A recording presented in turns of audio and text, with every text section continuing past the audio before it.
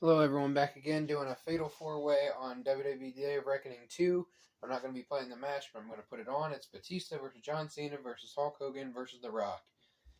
And these are all people that have been in movies and whatnot, so I reckon here we go. I'm going to put on some background noise, and it's going to be very important information, so I hope you guys pay attention and learn. Thank you guys, have a good day. This is the Rebel Call channel. Welcome to today's show. It's very important that everybody understands that the news, the entire purpose of the news is not to inform the audience, it's to condition the audience. Thus, every single story that makes the news is there because it's ultimately programming you into wanting something that they want you to either have or live by. And that's a mindset that people need to have if they're going to come out of this spell. Because ultimately we can look around every single day and there are stories that happen. Anything could really make the news. There's things that happen in your town every day. There's certainly things that happen in your county or your city every single day that are worthy of news. They choose the things to air. A lot of the times these stories are manufactured, but ultimately the reason that they choose what to air is because they're pushing an agenda on you without you even realizing it. Larry Fink of BlackRock, who runs and controls his company BlackRock, just like Vanguard, these companies run and control everything, right? And ultimately, Larry Fink has been out in the open talking about controlling people's behaviors. And in order to control people's behaviors, they have to force things to control your behavior. In other words, what Larry Fink says in this clip is ultimately about deceiving you into forcing your compliance. Behaviors are going to have to change, and this is one thing we're asking companies. You have to force behaviors, and at BlackRock we are forcing behaviors. Behaviors are going to have to change. You have to force behaviors, and at BlackRock we are forcing behaviors. So when people see a clip like that, they ultimately will go, oh, he's not going to tell me what to do. He's not going to tell me how to behave. I'm my own person. I'm my own individual. And what they do is they put these news stories out there so that you start wanting the things that they already want you to want. In other words, I'll show you a few of the things that I'm talking about here ultimately, right? In a New World Order structure, you are enslaved. One of the things, let's start with this story. I've talked about it many times over the years. One of the things you will not be allowed to do is travel. So if you love traveling, say goodbye. If you love going state to state, well, you're going to have an allotted amount of time you're allowed to leave your state because of your carbon footprint. Ultimately, all these things that they're doing, they're hitting you from different psychological aspects, right? So the carbon footprint is going to enslave everybody, but at the same time, they want to also condition you into not wanting to travel. Because when they tell you that you're only going to be able to travel a limited amount every year because of your carbon footprint, you need to be conditioned from lots of different aspects so that you don't even want to travel anymore. So let's start with these stories that are out there about travel. We've continually heard about what? Travel's become more dangerous.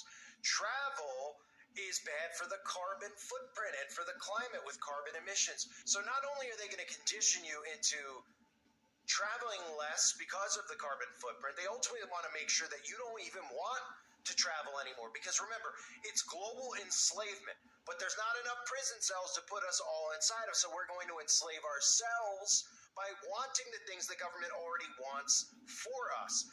Thus, these travel limits are going to be implemented, and they're using stories like this to scare you from ever traveling again. Have you ever heard such insane stories? Look at these two stories I'll play for you. These are just stories in the last 24 hours.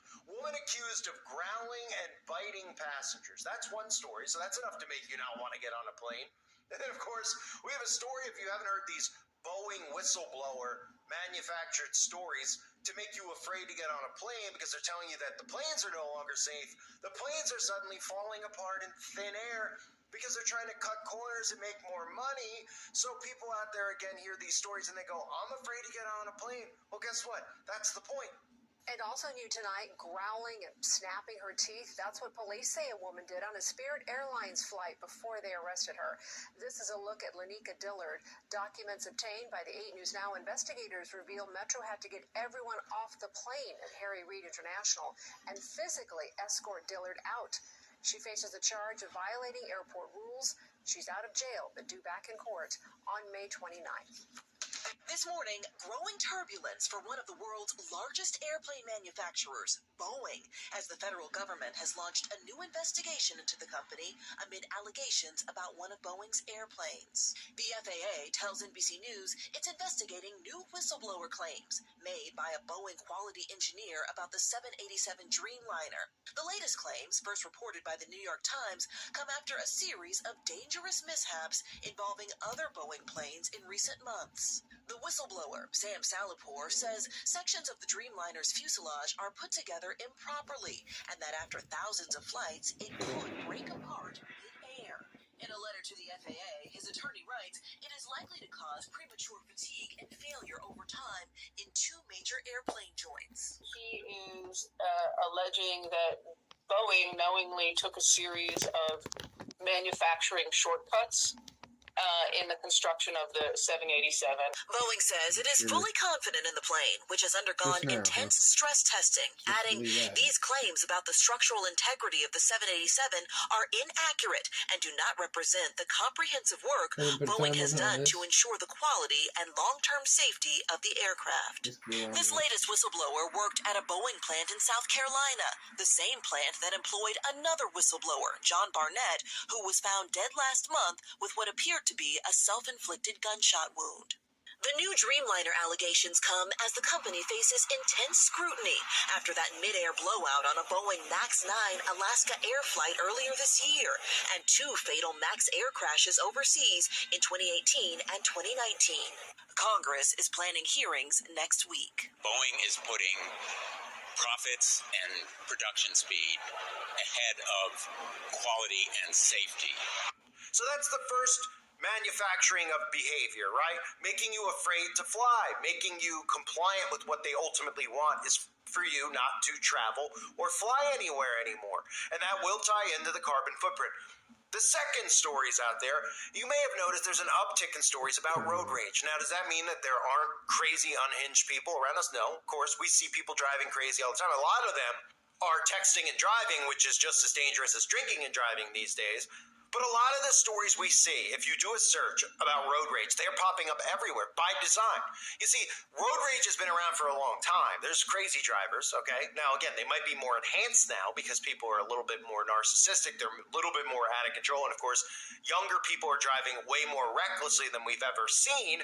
However, they want you to know about these stories. That's why they keep making the news all over the place. They want you to know because ultimately, just like these stories that we hear about the dangers of flying, they want you to think about the dangers of driving, abductions, accidents, and of course, road rage. Because what this leads to is you accepting and going along with the future is that they have planned for us when it comes to driving. That is electric controllable driverless vehicles.